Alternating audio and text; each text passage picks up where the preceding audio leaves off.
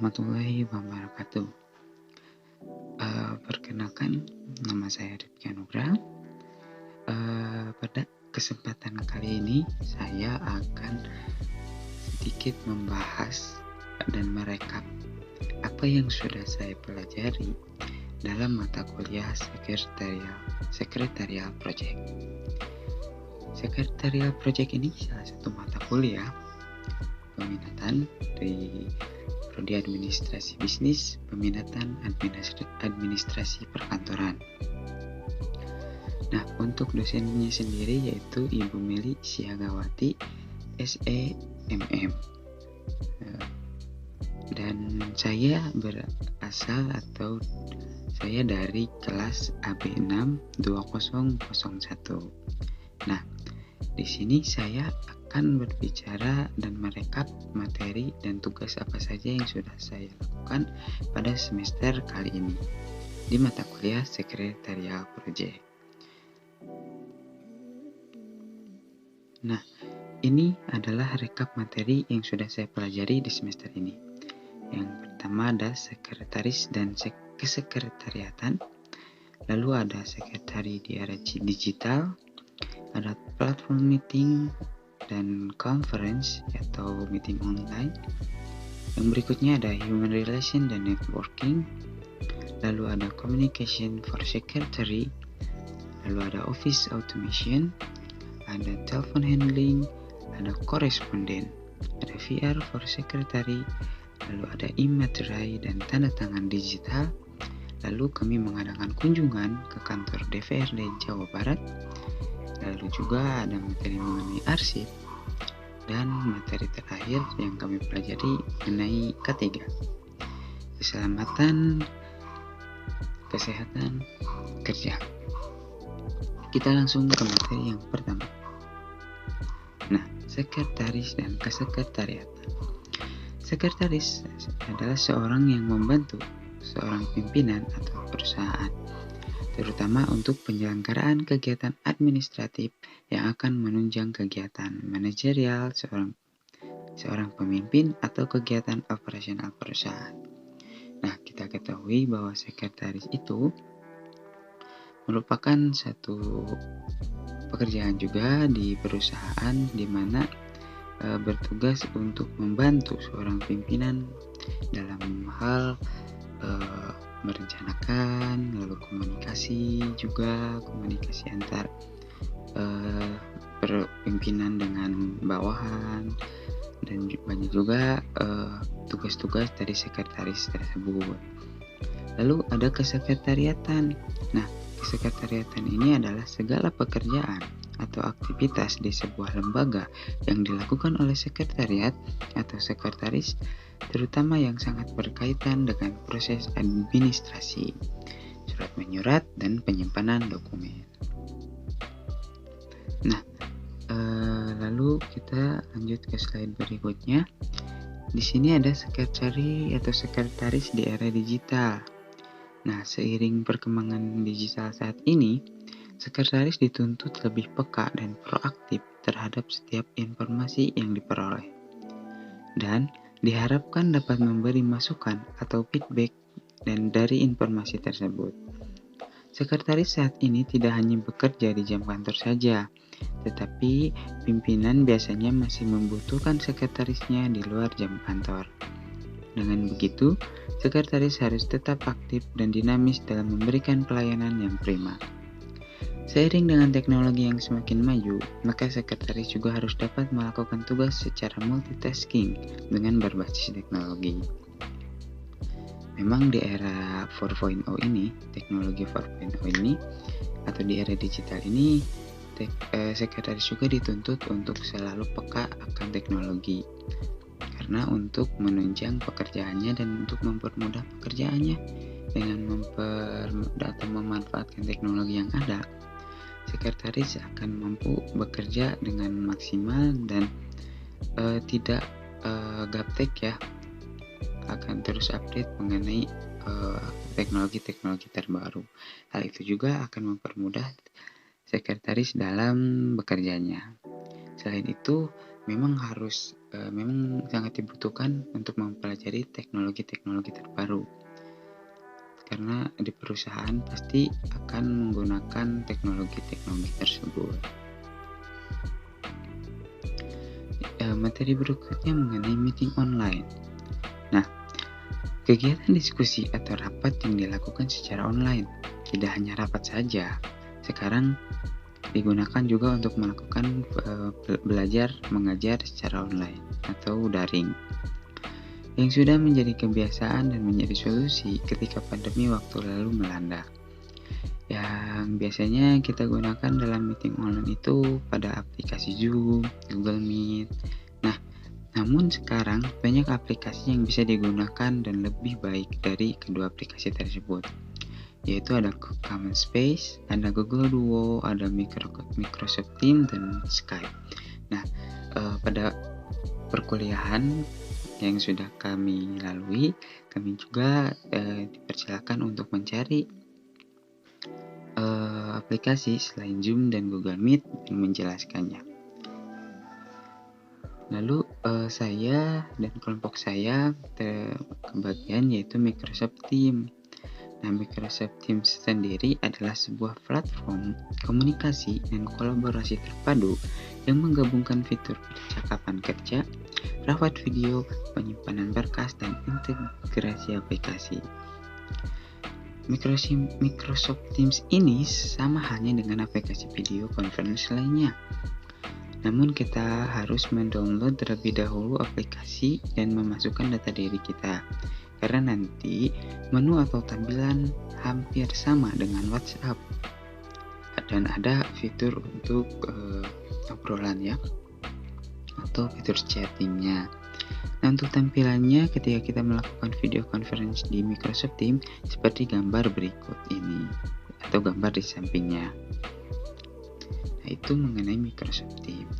Dan untuk materinya atau tugasnya saya sudah lampirkan di Drive. Nanti saya akan lampirkan Drive-nya.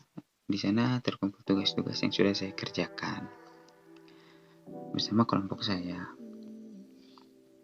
Lalu yang berikutnya ada networking. Networking skill ini adalah kemampuan untuk membina dan membangun relasi atau terutama dengan orang yang baru saja kita kenal atau kita jumpai. Nah, jadi networking ini kita berusaha membangun relasi ya pada orang-orang yang belum kita kenal. Misalkan kita ada kesukaan orang baru, misalkan di kampus atau di luar, kita dekati, kita setidaknya bertanya, menyapa, apalagi kita bisa menanyakan identitasnya, pekerjaannya, dan bisa menjadikan relasi bagi kita dan suatu saat dapat kita perlukan. Nah, di sini juga ada manfaat dari networking. Yang pertama, mempermudah kolaborasi bisnis pastinya. Yang berikutnya, meningkatkan profil bisnis. Lalu analisa big data menjadi semakin mudah. Lalu memperluas kesempatan bisnis. Lalu networking membuat perkembangan bisnis menjadi semakin besar. Nah, itu mungkin ada beberapa manfaat networking untuk kegiatan bisnis. Yang berikutnya ada communication for secretary. Nah, komunikasi adalah transfer informasi dan pemahaman dari satu orang ke orang lain melalui simbol bermakna. Ini adalah cara bertukar ide, sikap, nilai, pendapat tanpa makna. Komunikasi ini sangat penting dimiliki oleh sekretaris atau skill yang harus dimiliki. Karena sekretaris pada umumnya harus berkomunikasi baik dengan intern atau yang ada dalam perusahaan di dalam, misalkan dengan divisi lain atau dengan pimpinan, dan juga ekstern dengan orang di luar, misalkan dengan perusahaan yang memiliki kerjasama dengan kita atau dengan orang-orang di luar sana yang berurusan dengan perusahaan kita. Nah, untuk komunikasi juga komponennya itu ada sender, komunikator atau pengirim, lalu ada message atau pesan yang dikirimkan, ada encoding atau simbolnya, ada channel itu saluran kita melakukan komunikasinya itu melalui apa, ada receiver atau penerima, lalu ada decoding atau interpretasi pesan, ada perception atau tanggapan, dan terakhir ada feedback, respon dari penerimanya. Itu mengenai komunikasi untuk sekretaris. Yang berikutnya ada office automation. Apa sih office automation ini? Jadi office automation ini penggunaan alat elektronik untuk memudahkan komunikasi formal dan informal, terutama berkaitan dengan komunikasi informasi dengan orang-orang di dalam atau di luar perusahaan untuk meningkatkan produktivitas kerja. Nah, OA atau Office Automation ini sistem mampu mendukung pekerjaan pada suatu perusahaan secara luas. Biasanya digunakan untuk meningkatkan aliran pekerjaan dan komunikasi antar sesama pekerja. Tujuan akhir dari Office Automation System ini adalah mengurangi penggunaan kertas atau paperless ya, lalu meningkatkan kecepatan, ketepatan, keamanan kerja di kantor, dan meningkatkan produktivitas kerja. Karena kita ketahui teknologi semakin canggih, hal-hal yang sebelumnya kita kerjakan melalui kertas bisa kita kerjakan di dalam HP atau komputer dan bisa mengurangi kertas ya. Itu mengenai Office Automation. Lalu yang berikutnya kami mempelajari tentang handling telepon. Handling telepon ini adalah penanganan telepon masuk dan keluar yang dilakukan menggunakan telepon tentunya oleh setiap pegawai, terutama yang bekerja sebagai sekretaris. Nah, hal yang harus diperhatikan dalam menangani telepon yaitu kita perhatikan dulu ada pesawat teleponnya ya, seperti gambar di samping. Lalu kita siapkan alat tulis, quick note, buku telepon, dan lembar pesan telepon. Nah, itu akan sangat digunakan nantinya ketika ada penanganan telepon. Lalu ada hal yang harus kalian perhatikan dalam menangani telepon masuk. Yang pertama pastinya kalian ucapkan salam dan sebutkan identitas diri kalian dan nama perusahaan kalian. Lalu hindari mengangkat telepon lebih dari 3 kali dering. Jadi ketika ada telepon masuk, kita biarkan dulu sampai 3 kali dering atau kurang, karena kalau kita langsung mengangkat takutnya itu yang bercanda atau main-main mencoba menelpon ke perusahaan kita. Lalu angkat telepon dengan tangan kiri, sedangkan tangan kanan memegang alat tulis dan black note untuk menulis apa saja poin-poin yang ditanyakan oleh si penelpon. Lalu kita menjawab telepon hendaknya singkat, jelas, dan sopan, dan tanyakan juga identitas dari penelpon dan keperluannya, dan mencatat segala pesannya. Lalu meminta penelpon mengulangi keperluannya jika kita belum sempat menuliskannya. Lalu menutup telepon setelah penelpon memutuskan telepon terlebih dahulu. Nah, ada juga hal yang harus kalian perhatikan dalam menangani telepon keluar. Dan saat itu saya juga ditugaskan untuk menelpon perusahaan yang ingin saya wawancarai. Yang pertama saya melakukan mencari tahu dulu kemana saya akan menelpon ke perusahaan mana, lalu mencari nomor teleponnya dan siapa yang akan saya hubungi. Setelah itu saya mencatat apa saja yang akan saya ajukan dalam telepon tersebut. Setelah itu saya langsung menelponnya di front office di kampus saya, mengetikkan nomornya. Ketika teleponnya ditanggapi, diangkat, lalu saya mengucapkan salam. Jika terus saya mencoba untuk mengucapkan maaf jika saya mengganggu waktunya. Jika tersambung, maka saya perkenalkan diri saya, lalu menyatakan maksud saya menelpon. Bila telah selesai, maka ucapkan salam dan simpan baik telepon tersebut. Lalu tanyakan apakah nanti akan saya telepon lagi atau pihak perusahaan tersebut yang menelepon atau menghubungi saya bisa melalui telepon atau melalui chat juga. Lalu yang berikutnya permohonan wawancara dan korespondensi atau surat menyurat. Nah, kita ditugaskan untuk melakukan praktek dengan mewawancarai suatu perusahaan mengenai kesekretariatan dan peran sekretaris di era digital.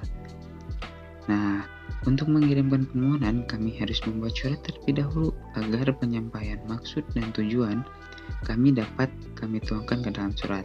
Karena surat merupakan cara yang formal untuk menyampaikan permohonan atau izin mengenai suatu hal.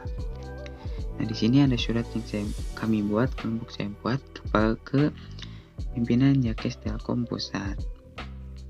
Di sini kami memohon kepada Ibu EN Rohaini untuk diwawancarai mengenai admin officer dan sekretari di era digital.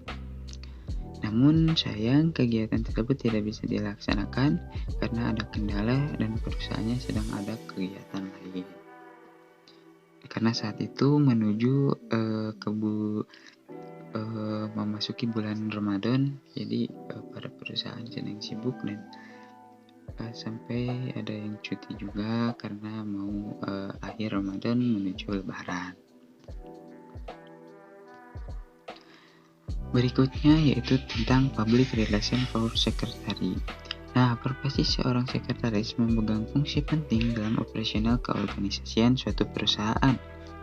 Seorang sekretaris dapat dalam kedudukannya sebagai seorang yang terdekat dengan pimpinan dan diarahkan untuk bertindak sebagai public relation officer baik untuk kepentingan internal maupun kepentingan eksternal perusahaan. Hal ini menjadikan posisi sekretaris menuju tanggung jawab dan menumbuhkan citra baik perusahaan di mata masyarakat. Nah, peran sekretaris dalam mendukung public relation perusahaan merupakan hal yang sangat penting dalam kehidupan perkantoran, terutama organisasi perusahaan. Hal ini terjadi karena setiap perusahaan tidak terlepas dari keterlibatan antara pihak intern perusahaan dan ekstern perusahaan yang memiliki beraneka ragam karakter dan kepentingan. Jadi seorang sekretaris juga harus memiliki skill public relation atau hubungan ke masyarakat, karena sekretaris juga dituntut untuk memberikan citra baik dan menumbuhkan citra baik perusahaan. Dan juga nanti seorang sekretaris juga bisa langsung berhadapan dengan masyarakat, karena sekretaris juga merupakan orang yang terdekat dengan perusahaan, dengan pimpinan maksudnya.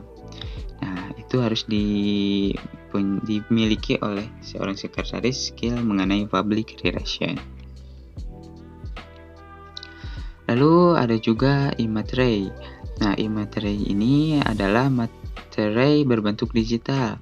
Materi ini sama dengan materi fisik, hanya saja materi digital digunakan untuk dokumen elektronik. Seiring perkembangan zaman, dokumen kertas makin ditinggalkan dan digantikan dengan dokumen elektronik. Untuk membeli materi ini, kalian masuk saja ke website e-materai.co.id.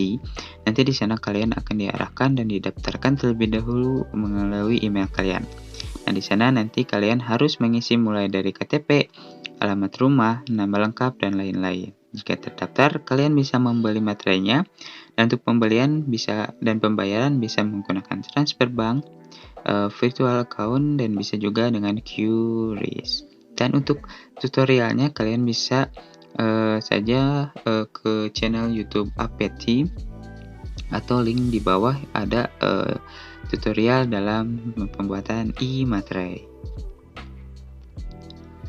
Lalu ada tanda tangan digital. Nah, tanda tangan digital adalah skema matematis yang digunakan untuk membuktikan keaslian pesan atau dokumen digital. Skema ini menjadi jaminan bahwa data dan informasi benar-benar berasal dari sumber yang benar. Nah, di sini juga ada penjelasan mengenai cara membuat tanda tangan digital melalui aplikasi atau website privy.id. Ya, seperti berikut.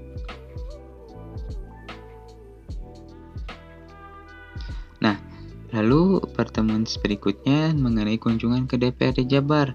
Kami melakukan kunjungan ke kantor DPRD Jawa Barat pada tanggal 15 Juni 2022. Di sana kami berkunjung untuk mengetahui mengenai kesekretariatan, tata letak ruangan, teknologi apa saja yang digunakan. Dan kami juga di sana bisa mengelilingi kantor DPRD Jawa Barat, serta melihat mengenai perkantoran di sana.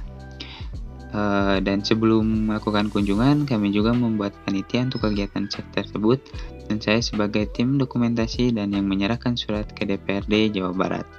Untuk hasil dokumentasinya saya lampirkan di link berikut.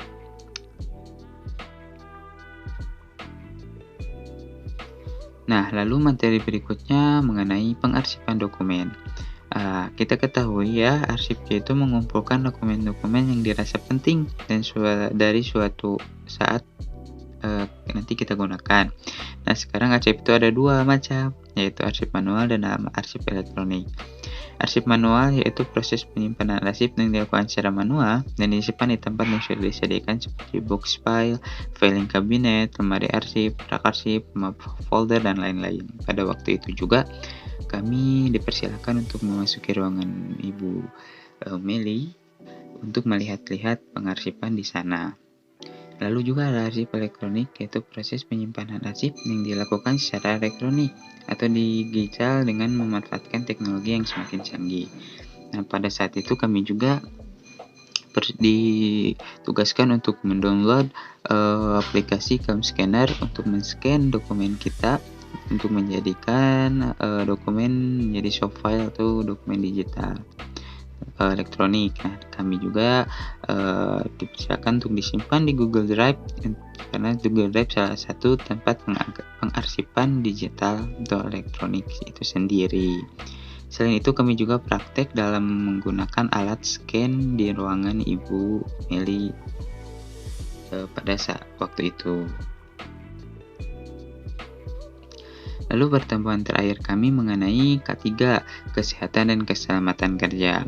Nah, karena kita ketahui kesehatan dan keselamatan kesehatan kerja ini adalah suatu pemikiran dan upaya untuk menjamin keutuhan dan kesempurnaan jasmani maupun rohani tenaga kerja, khususnya dan manusia pada umumnya, serta hasil karya dan budaya menuju masyarakat adil dan makmur.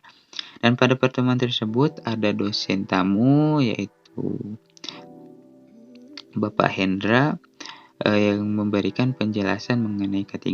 Beliau merupakan orang yang expert di bidangnya, di bidang K3 ini, dan bekerja di Jakarta di perusahaan yang pastinya beliau memiliki jabatan sebagai K3.